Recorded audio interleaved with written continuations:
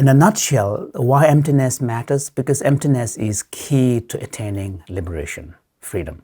In Tsongkhapa's very influential work, distinguishing the definitive and interpretable meanings of the Buddha's teachings, the text known as Essence of Eloquence, he begins with a quotation from a sutra, which I read now, that things are empty, free, and devoid of arising.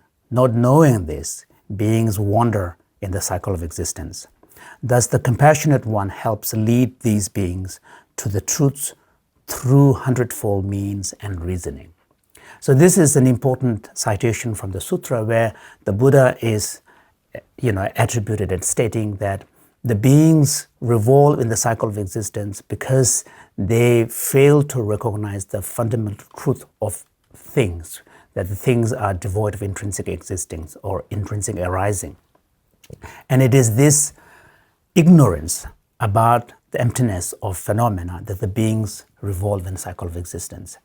And in this statement is really the important point that the understanding of emptiness of things is really the essence of the wisdom that the Buddha is trying to convey to the beings, to his disciples. There is a statement in the sutras saying that, in fact, all the teachings of the Buddha are ultimately aiming at the revelation of the truth of emptiness.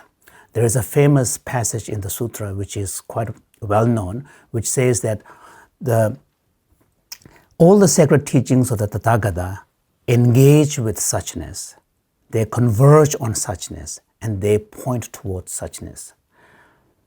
End of quote. So what this statement is saying is that all the teachings of the Buddha, now, of course this is from the Mahayana Buddhist perspective, all the teachings of the Buddha either directly teach emptiness, engage with empty. Suchness is a synonym for emptiness, or they come to converge, whatever they may be their explicit meaning, subject matter, but they ultimately converge on the meaning of emptiness.